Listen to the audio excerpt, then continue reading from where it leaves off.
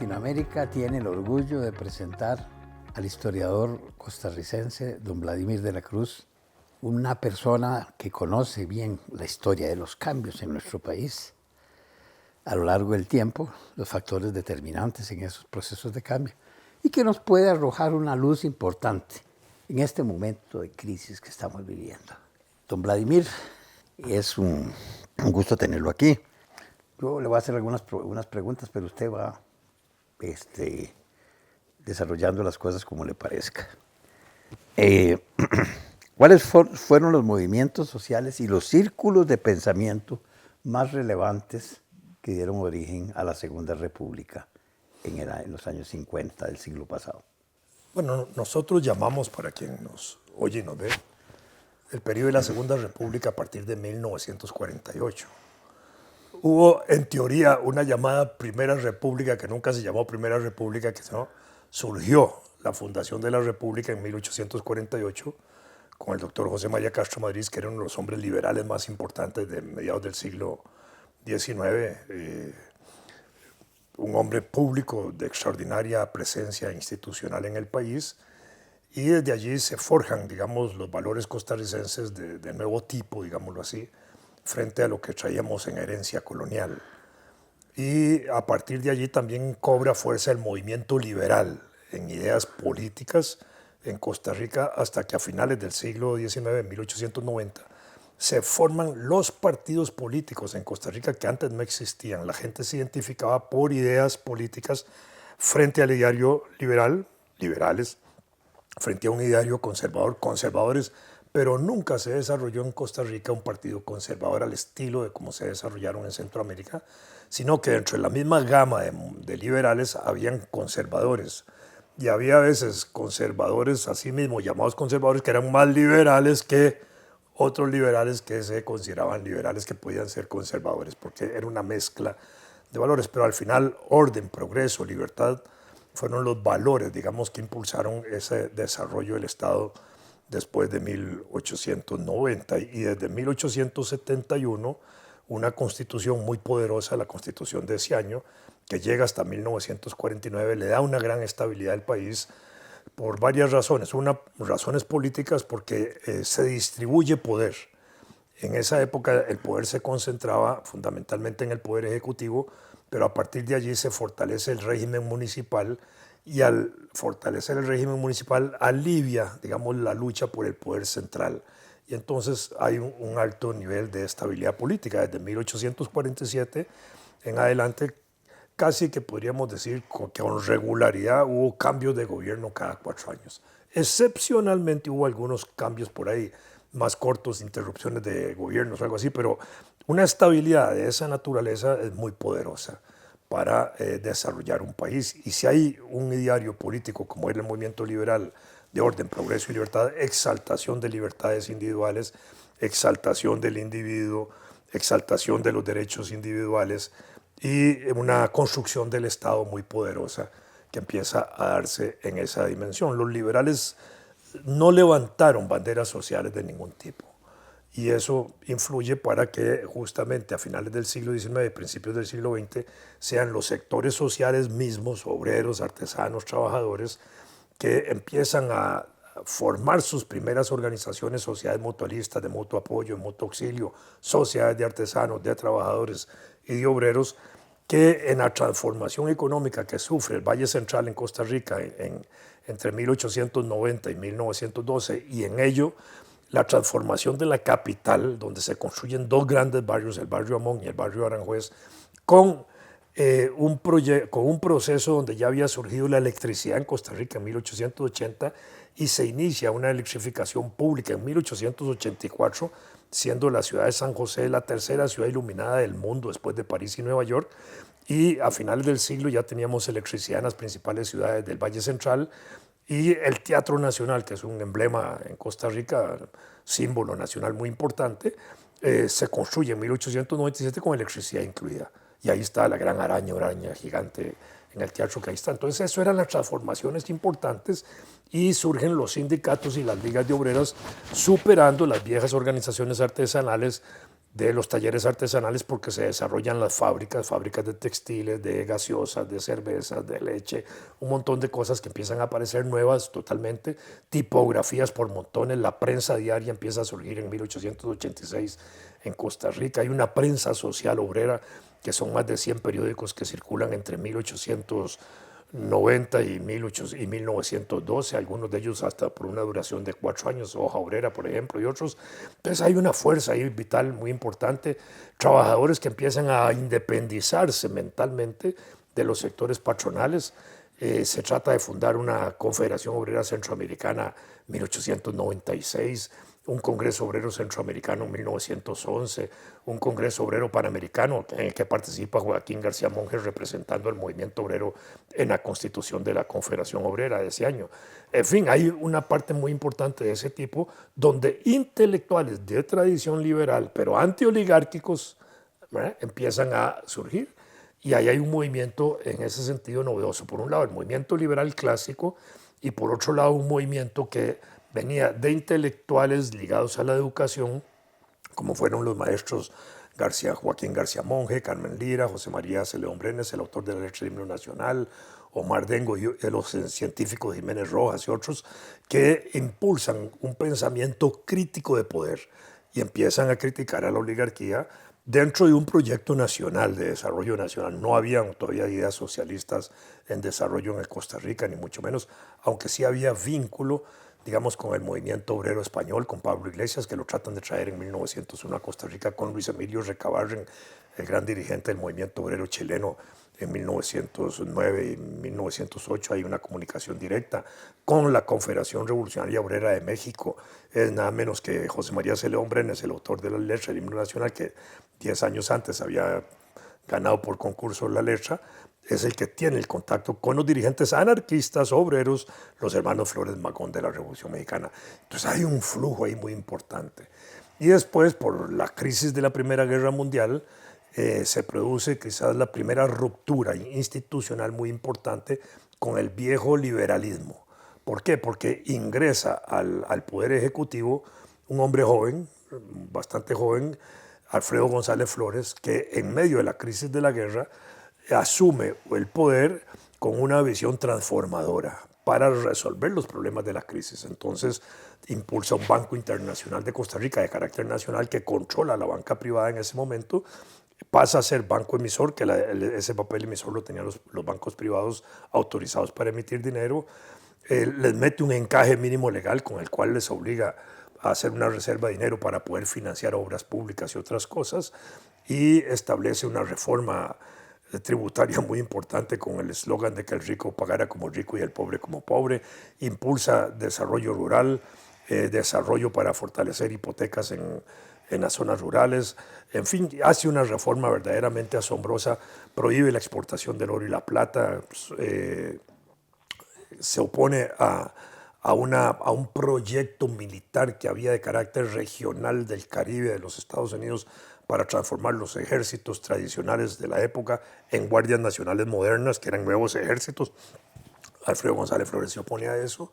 Guardias nacionales como la de Panamá, la de Nicaragua, la de Cuba, la de Haití. ¿eh? Estamos hablando de ejércitos que además terminaban siendo de formación asesina para muchos de sus cuadros militares.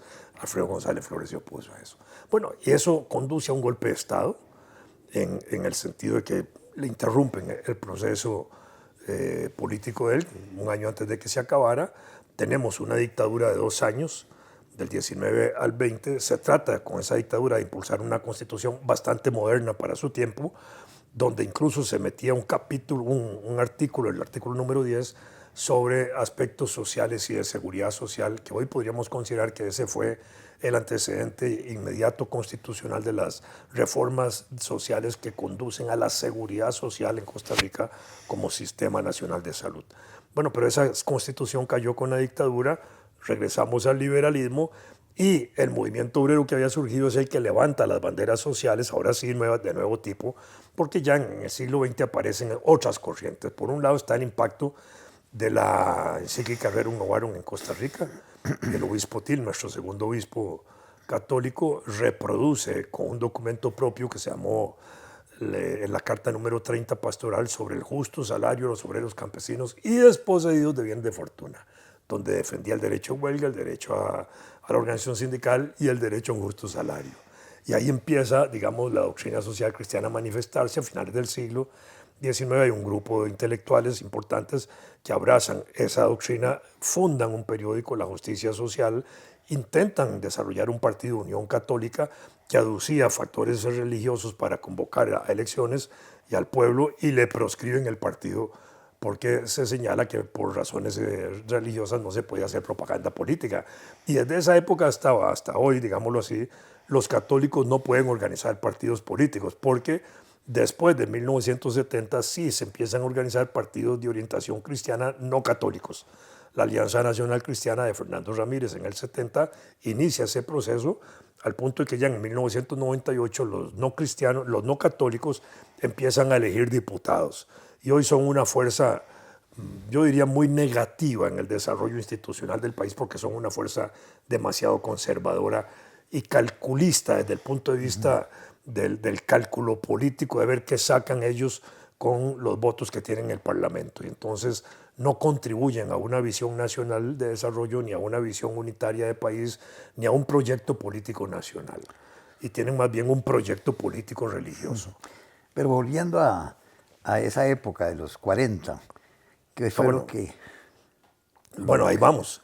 De ese movimiento, entonces va a surgir los movimientos ahora sí social cristianos que empiezan ahí con la Rerum Novarum, antes de que existiera ningún país socialista.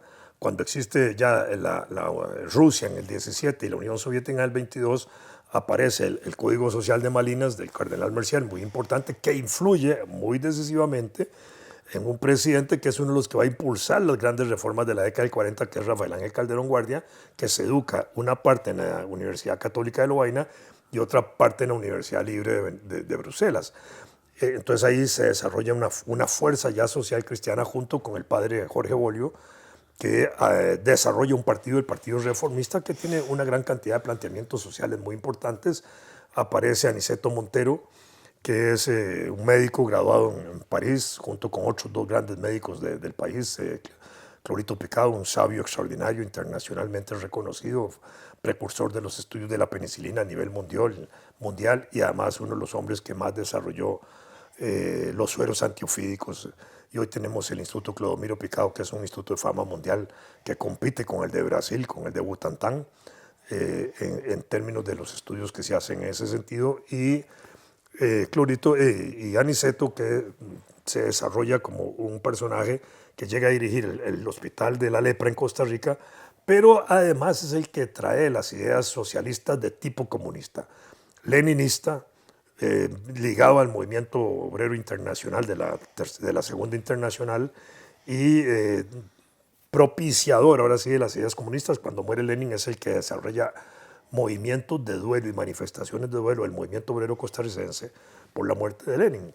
Y después, a finales de la década del 20, se funda el Partido Comunista de Costa Rica, que es muy importante. Nace en el 31 oficialmente. Había tenido antecedentes entre el 28 y el 31 muy significativos. Ahí se había creado un partido de obreros, Alianza Obreros y Campesinos, donde postuló a García Monge, ese viejo intelectual, no viejo, era un joven intelectual en esos momentos, que a la diputación, que no salió electo, pero creó la base de una unidad política muy importante. Las otras corrientes que se desarrollan en el país en ese primer tercio del siglo XX fueron las corrientes nacionalistas, muy importantes, y las corrientes antiimperialistas, que no eran contra la inversión extranjera, sino que eran contra aquellas cláusulas que en los contratos de compañías extranjeras que se afincaban en Costa Rica lesionaban los intereses nacionales. Y esa lucha antiimperialista de oligarcas está caracterizada por dos grandes personajes que todavía siguen teniendo presencia en sus familias aquí en Costa Rica, en un periódico que se llama La Nación, que es Ernesto Romos, un gran cafetalero en 1901, que es el que inicia la lucha contra los contratos bananeros porque lo afectaba en la producción bananera que él hacía a la par de las cafetaleras, y Manuel Francisco Jiménez Ortiz, que fue ministro de Relaciones Exteriores que protesta y renuncia a su condición de ministro al gobierno de León Cortés por un tratado de libre comercio que se quería hacer con Estados Unidos, que él lo consideraba lesivo a los intereses nacionales. Y en el periodo de 1906-1910, un joven abogado en ese momento, Ricardo Jiménez Oriamuno, que después va a ser 3 veces presidente de la República, inicia en el Parlamento una lucha antiimperialista defendiendo a esos sectores nacionales. Incluso empieza a hablar del imperialismo absorbente que nos carcome. Bueno, y ahí se desarrollan esas otras corrientes muy importantes que se fortalecen en la década del 20 con el Partido Alianza Popular Revolucionaria Americana de Víctor Raúl Ayala Torre, que se funda tempranamente a mediados de la década, que tiene repercusión en Costa Rica, al cual se agrupan esos intelectuales que venían del Centro de Estudios Sociales Criminal de 1909, García Monge y todos ellos, y ahí aparece Carmen Lira, Lilia González y un montón de otros, el esposo de Luisa González, Gonzalo González y otros, que son muy importantes en la cultura política y en la cultura académica del país de aquellos años, que fundan la seccional del APRA aquí. Se funda la seccional de la Liga Antiimperialista de las Américas, que era un movimiento que hacía solidaridad con la lucha sandinista en Nicaragua. Ahí empieza a ligarse un joven, muy joven en ese momento, 20 años, 21 años, Manuel Mora Valverde, que es el que va a fundar el Partido Comunista de Costa Rica. Y ellos ya desarrollan ahí un primer motor de discusión en un periodiquito que se llamó Revolución, donde divulgaban más bien ideas. No era el centro de debate, sino más bien un centro de información política novedosa orientado al socialismo, hasta que fundan el Partido Comunista en el 31, con el antecedente de que en ese periodo, 28-32, bajo el gobierno de Cleto González Víquez, ya se había prohibido participar en procesos electorales con el nombre Partido Comunista sin que hubiera Partido Comunista en Costa Rica. Y cuando se funda el Partido Comunista, ahí le queda esa cláusula encima, o esa norma encima. Entonces tienen que desarrollar un concepto de bloque de obreros y campesinos para participar en procesos electorales, que lo hacen desde 1932 hasta 1942 con ese nombre. Y que era, digamos, en la tradición comunista internacional, era el concepto también de Lenin de la Alianza Obrero-Campesina, que ya venía, digamos, traduciéndose en frentes de esa naturaleza, como se había constituido el Partido de Obreros y Campesinos en México, aunque ya en México sí existía un partido comunista desde 1919. Entonces, ahí hay una ya tradición diferente de ese tipo, y las ideas socialdemócratas levemente empiezan a meterse en ese periodo. Es más bien a finales de la década del 30 que la socialdemocracia empieza a asomar orejas, porque se desarrollan los núcleos urbanos novedosos de jóvenes y de intelectuales novedosos en ese sentido. Sí, el Centro de Estudio para los Problemas Nacionales. En 1940 nace el Centro de Estudios para los Problemas Nacionales. Es un centro, digamos, político clave, inevitable para cualquier investigador, historiador, analista político de ese periodo, porque publican una revista que es muy buena, se llama Surco, desde el 1940 al 45, y desarrollan también la fundación de un periódico que se llamó El Socialdemócrata y de un partido que se llamó Socialdemócrata de poca duración. Solo funcionó en el año 44-45. Pero ahí ya habían desarrollado un nuevo enfoque político en ese sentido. La Iglesia Católica, que era muy conservadora en esa época, porque después de la Cardenal de Mercier vino la encíclica Quadragésimo Anno, reivindicando la Rerum Novarum 40 años después, cuando existía el socialismo en Rusia y en la Unión de Países Socialistas que se constituyeron en el 22, y entonces hay una propuesta organizativa de la Iglesia para enfrentar a la organización, digamos, de masas comunistas. Entonces la Iglesia impulsa la Juventud Obrera Católica, la Juventud Estudiantil Católica, la Juventud Unitaria Católica, Hermandades del Trabajo, Acción Católica, que eran las formas de organización civil en la cual la Iglesia empieza a competir con la organización de masas que desarrollan las fuerzas de izquierda, como el Partido Comunista, que empieza a desarrollar, se monta en el movimiento sindical, que había sido la base de su propio desarrollo, y desarrolla las luchas agrarias en el Valle Central en la década del 30 de manera muy importante. La otra fuerza que inicia a principios del siglo XX, quizás desde ese punto de vista podríamos considerarlo, es el cooperativismo. Cuando los campesinos, por necesidad de sobrevivencia frente al avance expansionista de las fincas de café de don Julio Sánchez, se organizan para detener eso y lo hacen con éxito. Y después de 1920 hasta el 30 aparecen otras formas cooperativas de servicios y otras. Efectivamente, eso surgió en Julio Sánchez, expande sus fincas durante toda la primera mitad del siglo siglo XX, y estas cooperativas empiezan justamente en 1900 también empiezan a desarrollarse. Bueno, dentro de todas estas fuerzas que has enumerado, se va planteando una nueva forma de gestión del Estado, de organización y de participación. ¿Cuál sería esas, a diferencia de del planteamiento liberal que le asignaba al mercado un papel protagónico en la organización de la sociedad y que el Estado pues debería mantener la seguridad y los transportes y cosas de ese tipo? ¿Cuáles serían los elementos? Porque vemos que hay una actitud contra las transnacionales que tenían contratos de privilegio, como la Bonaventure, ¿verdad?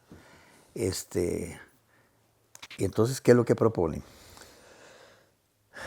Otro movimiento importante de aquella época liberal fue la Masonería Nacional, fundada en 1865, que su actividad masónica importante y sólida llega hasta el año 39, cuando, frente al intento de eliminar reformas liberales que se habían hecho en el año 82-88, donde se había separado la iglesia del Estado y otras cosas, ahí juegan un papel importante tratando incluso de tener un partido político para las elecciones del 39. Esas elecciones de 1939 matizaron, digamos, un proyecto político donde la iglesia volvía a recuperar poder, apoyando al doctor Rafael Ángel Calderón Guardia, que había sido formado en Bélgica, frente a las fuerzas ahora sí liberales, anticlericales, que estaban opuestas a la eliminación de la reforma del año 82. Y entonces ahí se unieron comunistas, liberales independientes, los que seguían a Ricardo Jiménez, que es uno de los que inicia ese movimiento político, etcétera. Tratan de crear un nuevo partido que no logra materializarse para las elecciones, hace que los comunistas participen en la elección del 39 y se constituyen en la segunda fuerza política electoral.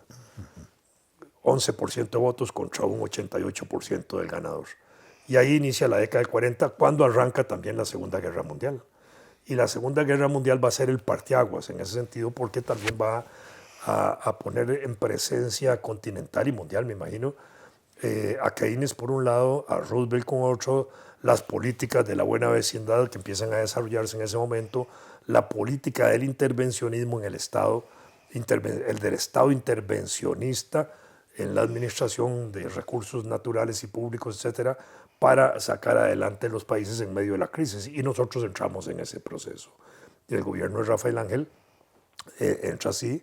Después de declararle la guerra a Alemania, Italia y Japón en 1941, se produce una crisis interna, un intento de golpe de Estado contra él, se sostiene en una alianza con los comunistas y con la Iglesia, y los siguientes 6 años, del 42 al 48, se produce una verdadera reforma social de arranque, garantías sociales establecidas en la Constitución Política, seguridad social que se había aprobado en 1940, apertura y creación de la Universidad de Costa Rica, que fue el baluarte intelectual más importante en ese momento, núcleo también y base del desarrollo de los sectores primeros socialdemócratas, de una base socialdemócrata por el origen social de quienes llegaban y por el origen social de quienes la llegaron a dominar también institucionalmente. Y esa es la década del 40. Una década muy conflictiva en el país por los intereses que se empiezan a mezclar en favor y en oposición a la reforma social, y por los intereses que empiezan a jugar en torno a los llamados fraudes electorales que podían ser. Y entonces la década del 40-48 destaca, digamos, con el triunfo de Calderón Guardia, con apoyo de la Iglesia, pero en el 44 se aduce un fraude para la continuidad del gobierno con Teodoro Picado, y en el 48 se vuelve a aducir otro fraude que anula la elección de León Cortés, de Otilio Ulate, que era el candidato de la oposición porque había muerto León Cortés en el 46, y esos dos elementos contribuyen a desatar, digamos, una guerra civil que se venía planeando desde el año 46-47, en posibilidad de realizarse frente al fraude electoral del 44. El presidente de Teodoro Picado incluso dijo, aún sin fraude hubiéramos ganado. Esto para señalar que el fraude en aquella época era cotidiana. moneda diaria, porque no habían los mecanismos electorales que hoy existen en Costa Rica, no había un proceso de cedulación, podían votar los muertos, en fin, había un montón de prácticas muy corruptas en el proceso donde todo eso funcionaba. Pero cuando la oposición, cuando la oligarquía se fragmenta en esa crisis, el grupo oligárquico que sale para un lado a pelear contra los que quedan en el gobierno saben cómo se hacían los fraudes. Y entonces, claro que denuncian todo eso y de esa manera viene el proceso de la Revolución del 48, que justamente va a hacer fundar la llamada Segunda República por dos situaciones claves. Una, por el centenario de la Declaración de la República de 1848, que coincidían en tiempo, y otro porque Figueres, que es el líder político y jefe militar de la sublevación, sostiene que en esa década, en esos 8 años del 40 al 48, esa primera república había sido superada y traicionada por los procesos de corrupción, de nepotismo, de mala administración pública, etc. Y entonces, cuando asume el gobierno, se le impone al ganador de las elecciones del 48 por 2 años que no le entrega el poder. El pretexto de la guerra fue darle el poder a él se queda gobernando y el 8 de mayo de 1948 declara la fundación de la Segunda República, suspende la constitución política del Estado existente del 71 y inicia un gobierno de facto, sin constitución en un momento y con convocatoria de una Asamblea Nacional Constituyente que redacta la nueva constitución actual del país durante el año 49 y recoge, es una cosa importante, toda la reforma social del 43, la mantiene y la desarrolla, y en una nueva visión totalmente, que es lo que marca, digamos, la Costa Rica moderna, la Costa Rica actual, por el impulso que le dan y por la política nacional que estaba muy bien definida y muy clara para ellos. El otro elemento clave, digamos, en el desarrollo institucional del país es lo que nos orgullece, que es la abolición del ejército. El ejército en Costa Rica se había heredado de la milicia colonial. Hacia 1835 se formó la primera institución militar. En época del jefe de Estado Braulio Carrillo, después se refortaleció con la llegada de Francisco Morazán, el gran héroe centroamericano, presidente liberal, extraordinario, hombre público. Y después se refortaleció frente a la amenaza filibustera, primero frente a una amenaza de conflicto con Nicaragua a propósito de la anexión o la agregación de lo que se llamaba el Partido de Nicoya, que en 1824 se agregó a Costa Rica, y Nicaragua lo reivindicaba siempre como un territorio propio y amenazaba con un conflicto militar, y a finales de la década de 1840 empezó, y especialmente cuando Juan Rafael Mora Porras, nuestro primer presidente de la República, de la Primera República, asumió el gobierno, empezó a preparar un ejército en posibilidad de enfrentar una agresión militar de Nicaragua, pero en eso entraron los filibusteros norteamericanos en 1855, convocados por nicaragüenses para participar en el conflicto interno que había allí, aliados a Patricio Rivas, presidente de Nicaragua, y William Walker, que era el jefe de esa gavilla, como lo llamó el presidente de Costa Rica, vio, digamos, la posibilidad de anexar todos los territorios de Centroamérica a los estados sureños de Estados Unidos y establecer la esclavitud en el país. Mandó emisario a Costa Rica en enero de 1856 a convencer al presidente Mora para que se anexara. Mora ni siquiera aceptó al emisario, que era Schlesinger, uno de los coroneles más importantes de él, y entonces dio la orden de intervenir en Costa Rica, y así se produjo el 20 de marzo de 1856 la batalla de Santa Rosa en territorio costarricense, la del 11 de marzo en Sardinal y la del 11 de marzo, no, el 11 de abril, 10 de abril en Sardinal, y el 11 de abril, un día después, en Rivas, en Nicaragua, cuando ya nuestro ejército había ingresado a Nicaragua para liberar al pueblo nicaragüense de la opresión que estaba sufriendo por Walker. Y ahí se desarrolla una guerra nacional centroamericana, porque también van a participar los ejércitos de Centroamérica, sobre todo en la segunda mitad del año 56 y la primera del 57, para dar finalmente la derrota a Walker el 1 de mayo de 1857. El ejército de ahí sale fortalecido, heroico, etc. Y Juan Rafael Mora, que era el jefe nuestro, del presidente de Costa Rica en 1859, en su tercer gobierno, le producen un golpe de Estado. Sectores cafetaleros, uno de ellos muy importante, encabezado por José María Montealegre, que había sido incluso cuñado de él, porque estaba casado con una hermana de Montealegre, de Mora, que le da un golpe de Estado con dos militares importantes, un mayor y un coronel, Máximo Blanco y Lorenzo Salazar, que habían sido héroes de la guerra. Le dan un golpe de Estado y lo obligan a salir del país. Regresa en 1860 Mora a recuperar el poder, lo capturan en Punta Arenas en 15 días que estuvo ahí con intención de hacer un movimiento revolucionario para recuperar el poder, y terminan fusilando el 30 de septiembre a él y al general Cañas, otro de los héroes nuestros y también héroe centroamericano, general salvadoreño. Los fusilan el 30 de septiembre y el 2 de octubre. Y ese acto conduce a que en 1882 Tomás Guardia Gutiérrez, que era militar, general, que había participado en la guerra bajo las órdenes de Cañas, abole la pena de muerte en Costa Rica, y eso es una cosa muy importante. Y a partir de allí también, ya en el año 69, 1869, Jesús Jiménez Zamora, un presidente, empieza a bajarle el presupuesto al ejército porque impulsa el proceso de la educación primaria costeada, gratuita y obligatoria por el Estado, y le mete recursos a la educación. Y después, en época de 1885-88, entre Bernardo Soto y Próspero Fernández, dos presidentes de la República, el ministro de Instrucción, de Educación, Mauro Fernández, que era ministro de Educación y de Hacienda al mismo tiempo, mete una reforma educativa poderosa para fortalecer la educación secundaria, y le mete recursos y le quita recursos al ejército, y el ejército se viene cayendo poco a poco en debilidad económica.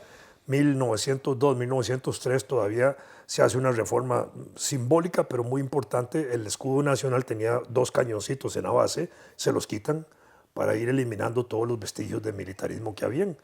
En época de la dictadura de Tinoco, del 17 al 19, el ejército vuelve a adquirir fuerza porque Tinoco era un militar de carrera, había sido formado como militar, y entonces él le mete fuerza al ejército. Cayó Tinoco, ¡bum!, otra vez cortaron los recursos del Estado en materia militar, y en la década del 40, esa década de grandes transformaciones, el ejército era una institución débil, débil, débil.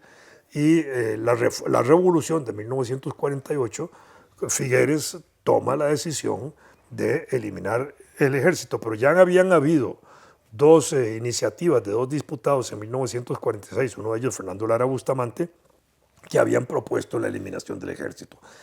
Después de esa misma propuesta la toma Edgar Cardona, que era el ministro de Seguridad de la Junta de Gobierno, de la Junta de esos 2 años, que también propone eso, y en diciembre de 1948 se eliminó el ejército como una institución permanente, y eso le ha dado mucha estabilidad al país y le ha dado, digamos, una seguridad importante, por supuesto, tomando en cuenta que el gobierno había firmado el Tratado Interamericano de Asistencia Recíproca en 1948 y que lo pone en práctica convocándolo en diciembre del 48 frente a una amenaza de invasión del grupo calderonista que había perdido la elección, que intentaba entrar desde Nicaragua a Costa Rica, y se vuelve a aplicar el Tratado Interamericano en 1955 frente a otra invasión que se planeó de esa naturaleza, y se puso en evidencia que el ejército era innecesario en Costa Rica porque se podía acudir a los organismos internacionales que podían apoyar a Costa Rica en la defensa frente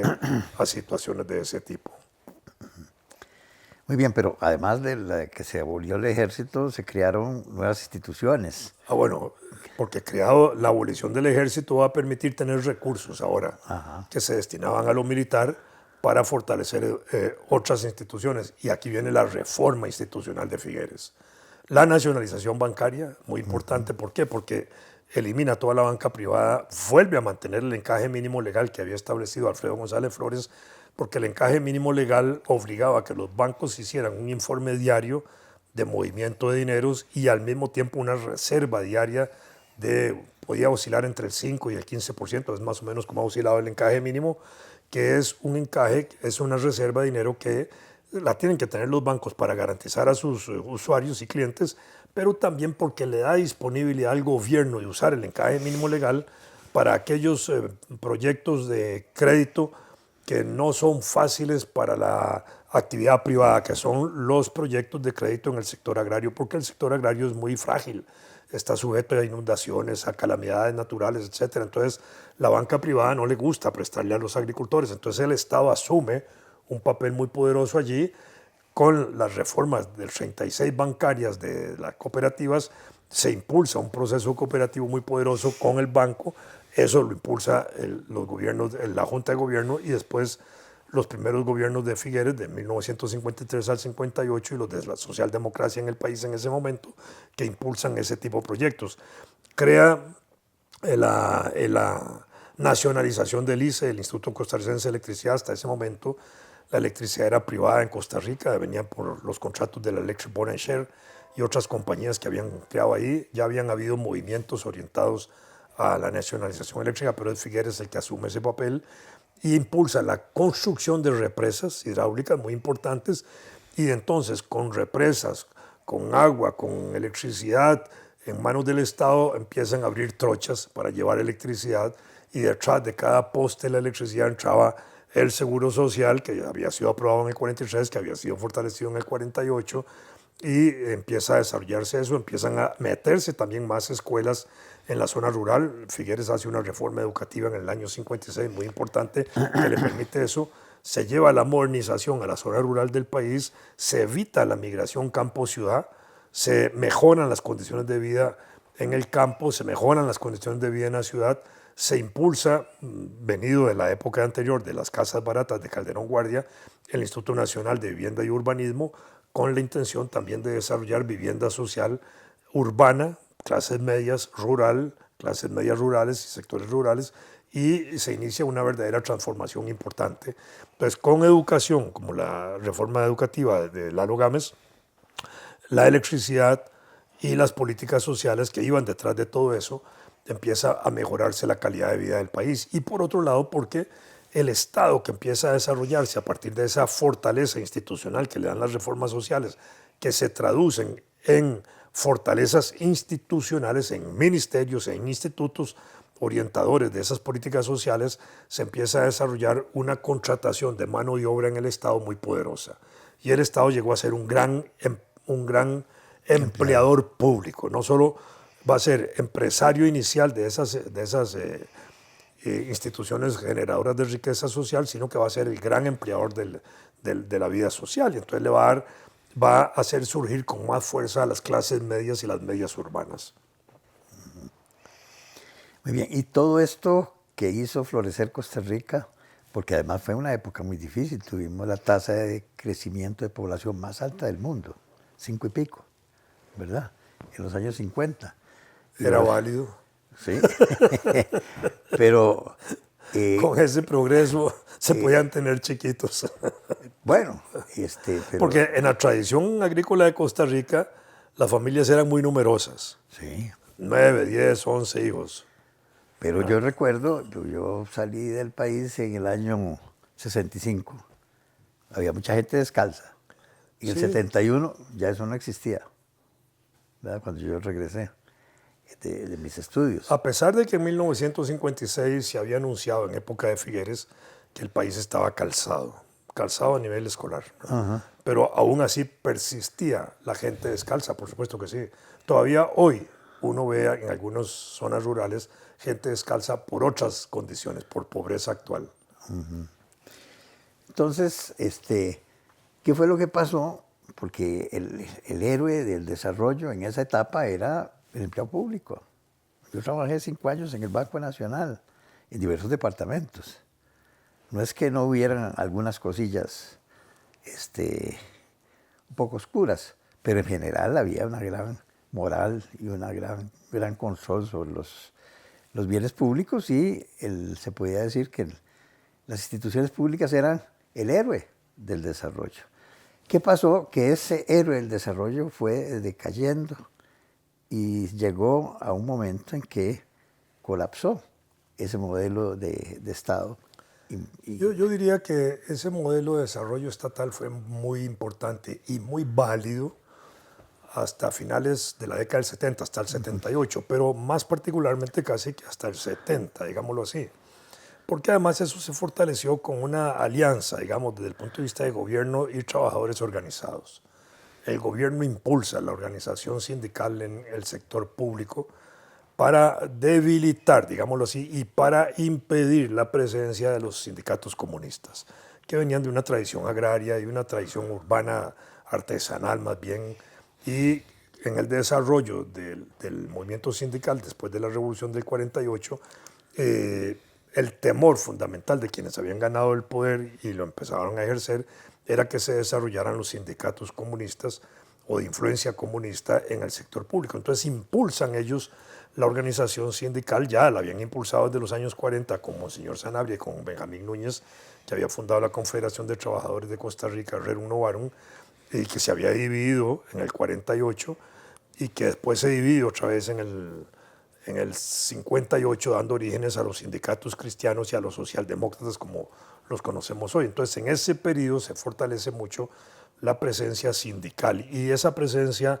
organizativa que impulsa la liberación la fortalece reconociendo las convenciones colectivas de trabajo en el sector público y empiezan a darse las instituciones públicas y aparecen las grandes organizaciones sindicales. La ANEP en 1958, la Asociación Nacional de Empleados Públicos, la Unión Nacional de Empleados de la Caja en el 58, la Federación de Estudiantes de la Universidad de Costa Rica en 1958, y así una serie de otros sindicatos, las federaciones bancarias, los sindicatos de los bancos, el del Instituto de Seguros en ese mismo periodo. Después se crea la constitución de la Federación de Empleados Bancarios, donde ahí estuvo un hombre muy importante, mi buen amigo Cristian Sobrado Chávez, ¿verdad? No digo que es hermano tuyo, pero es hermano también. Entonces ahí estuvo al frente del movimiento sindical bancario muy importante. Y fueron sindicatos muy poderosos que defendían la institucionalidad pública y tenían una visión nacional de desarrollo que era también muy importante, que encajaba en parte con la dirección nacional del Estado que se estaba haciendo en ese momento. Pero al mismo tiempo esa dirección nacional se estaba separando, porque en la década del 70 a la fortaleza del Estado y a las ventajas del Estado conduce la presencia del Estado en empresas públicas, ¿verdad? Que fueron casi 20 y pico empresas que llegaron a constituirse en una sociedad que se llamó Corporación de Desarrollo, CODESA, Confederación Nacional de Desarrollo, y eso llegó a tener el máximo de concentración de empresas públicas en el gobierno de Daniel Oduber, que era el gobierno más poderoso que había en ese momento, con un control absoluto de la institucionalidad, pero al mismo tiempo a la caída del gobierno de Oduber por elecciones entra un nuevo proyecto político que empieza a debilitar ahora sí esa institucionalidad pública y empiezan a deshacerse las empresas del Estado, que administradas por hombres vinculados a Liberación y a la institucionalidad anterior, cuando privatizan eso, empiezan a asumir también esos puestos de dirección, algunos de ellos en esas empresas ya privadas, señalando que en el periodo anterior dirigidas por ellos no estaban cumpliendo, digamos, satisfactoriamente un buen papel económico. Y era un absurdo porque parecía que habían empezado a crear una crisis institucional de administración a propósito para empujar el nuevo proyecto de privatización que se venía haciendo, que va a coincidir con los grandes planes de ajuste estructural a partir de 1980. Sí.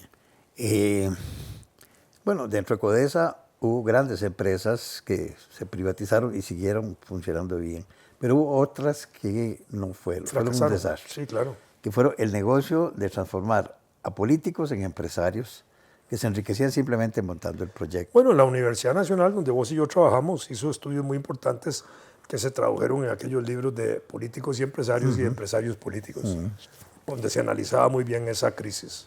Sí, y eso fue lo que facilitó en gran medida, pues entre otros factores, porque todo esto coincidió con una crisis regional, la guerra centroamericana y la crisis de los 80, ¿verdad? Todo esto contribuyó a que después se propusieran privatizaciones y se forzaran privatizaciones, porque es obvio que cuando hay una situación de crisis política, pues está dentro de lo posible y deseable incluso que algunas empresas estatales que no son rentables se vendan y se vendan para pagar deudas. Pero en este caso, como vemos, no todas se vendieron para pagar deudas, más aún, a menudo se vendieron muy baratas para hacer capitalismo popular, que a su vez revendía esto a empresarios que sí tenían recursos, ¿verdad?, por precios muy bajos. Y se empezó a crear una debilitación de la moral de estas organizaciones. Yo recuerdo cómo no solamente en ese periodo se dio esto, sino que esto trascendió al poder político cuando personas de ideología liberal, o neoliberal más bien, llegaron a asumir la dirección de los bancos. Y como ellos no creían en que los bancos públicos tenían ninguna función, pues actuaban desde dentro buscando que se privatizaran. Tan es así que tiempo después de esto, en los años 90, el Banco Anglo se quebró. Y se quebró por el manejo que los gerentes le habían dado al banco. Y posteriormente al Banco Nacional no lo quebraron porque era muy grande. Sigue siendo el más grande de Centroamérica. Pero yo recuerdo que en el año 94 el Banco Nacional, con ese inmenso capital que tenía, tuvo 3 millones de ganancia. Y a mí me tocó toparme con Rodolfo Solá Orfila, que era el presidente de la Junta Directiva del Banco Nacional, recién ingresado. De tradición socialdemócrata. De tradición socialdemócrata, sí. Y venía saliendo del banco muy enojado por 2 razones. Porque la Junta Directiva anterior había pasado a pérdidas 1.700 millones del año 93, que hoy es un montón de plata, todos de la clase política. Y le había obligado a deshacer esto. Pero además venía enojado porque había hablado con la gente del sindicato y le había dicho: ¿ustedes qué están haciendo? Ustedes les dieron jefaturas, ustedes los compraron. Entonces vemos cómo ahí viene dándose ya un deterioro fuerte, no solamente en la clase política que dirige, que es endémicamente corrupta, sino que incluso empieza a permear esto a otros niveles. Este caso concreto en el Banco Nacional. Entonces ahí viene una evolución que hemos visto hasta hoy. Bueno, ese proceso de desnacionalización, digámoslo de esa manera, o privatización de empresas del Estado, instituciones del Estado, se empieza a desarrollar después del 80, por supuesto que sí. Eso va a tener coincidencias con políticas internacionales que empiezan a meterse con fuerza, que son las políticas neoliberales, digámoslo así, después de la Escuela de Chicago y la experiencia de Chile y Pinochet y todo eso, que empiezan a traducirse con los planes de ajuste estructural, el plan de ajuste agrario, que es el primero que se desarrolla aquí, el programa político de Luis Alberto Moguera, Volvamos a la Tierra, impulsando justamente el plan agrario del ajuste. No se desarrolló a plenitud, después vino el plan de ajuste estructural y el plan de ajuste político, que tampoco se desarrolló, o tributario, que tampoco se desarrollaron en forma ni en derecho, digámoslo así, y que fueron ahí metiéndose muy lentamente con mucha dificultad. Y después, a partir de los años 90, la política de los grandes tratados de libre comercio, que es lo que más o menos domina hoy el escenario político internacional, y de Costa Rica, que tenemos ya cerca de 16, 18 tratados aprobados en esa dimensión. Esas relaciones nuestras a esos niveles ya habían sido impulsadas desde la integración económica centroamericana en los años 60, que era un proyecto norteamericano, no era costarricense, sobre la región, que tuvo su fracaso. La política de Kennedy, de Alianza para el Progreso en todo el continente, para frenar el impacto de la Revolución Cubana en América. Y después vinieron los otros planes similares en esa misma dirección, frente a la crisis centroamericana que acabas de mencionar con el plan Reagan de la Cuenca del Caribe, que liberaba prácticamente a que los países de América Central o de Centroamérica pudieran comerciar libremente con Estados Unidos, sujetos a la Cuenca del Caribe. Y después, obviamente, estaban siempre los tratados del año 2007 que contribuyeron en ese mismo comercio sin anular la Cuenca del Caribe. Entonces eso amarró todo ese proyecto de procesos en donde se empezó a debilitar con más fuerza la institucionalidad del Estado. Y efectivamente los sindicatos perdieron la capacidad de combate de defender las instituciones públicas, ya no las defienden. Las últimas peleas se dieron con Cristian y con todo el grupo de la FEBAS de aquella época, incluso para el Banco Nacional. Incluso el sindicato del Banco de Costa Rica llegó a jugar un papel muy importante en la posible negociación de venta que se hizo bajo la dirección de aquel gerente que murió, Barrenechea, que intentó eso y metió al sindicato en esa misma dirección de aprobar incluso la posible venta de una institución del Estado como era esa. Hoy, en este momento, están tratando otra vez de vender el Banco de Costa Rica, ¿verdad? Porque están, sí, eliminando todos esos aspectos que todavía son como un resabio de ese Estado institucional, del Estado, de ese benefactor antiguo, etcétera, o de la presencia del Estado en las instituciones, en ciertas instituciones públicas que mejor se dejan para el sector privado que para el sector público, etcétera. Y entonces ahí viene ese problema. Y en el caso del Banco Anglo, no solo entró la crisis y la corrupción que había ahí, sino que también fue vendido. Bueno, no vendido, fue eliminado, fue cerrado. Y el cierre del Banco Anglo señaló, digamos, una directriz de que podían ser cerrados los bancos públicos sin mayor problema. ¿Por qué? Porque había la capacidad en los otros bancos de asumir y se había empezado a desarrollar una banca privada poderosa y que en el mismo caso de Figueres, de José María Figueres, en 1994-98, eliminó el monopolio bancario que había en el país. Y entonces hoy los bancos hoy tienen un peso enorme y se ha desarrollado como parte de ese peso un sector político financiero que es determinante en algunos casos. En el gobierno de Laura Chinchilla, uno de los empresarios más importantes en el sector financiero nacional fue vicepresidente de la República. Muy bien, don Vladimir. Creo que le agradezco mucho su intervención sobre cómo fue que logramos salir de la crisis en los 40 y 50. ¿Qué recomendación usted nos daría a nosotros en estos momentos en base a esa experiencia? ¿Cuáles fueron los factores claves que lograron hacer las transformaciones institucionales que nos llevaron a tener una etapa de bienestar, aunque posteriormente hubieran problemas de agotamiento que nos ha llevado a la situación actual? Primero habían clases sociales y sectores sociales con visión nacional de país. Y eso era muy importante porque eso facultó y posibilitó el desarrollo de pactos nacionales para impulsar el progreso nacional, para impulsar la institucionalidad pública y para llegar a acuerdos nacionales que fueran determinantes en ese sentido. Había, digamos, una moralidad pública importante también en manos de estos sectores sociales y clases sociales que hacían que el proceso institucional del Estado fuera, digamos, controlado en sus mecanismos posibles de corrupción, ¿verdad?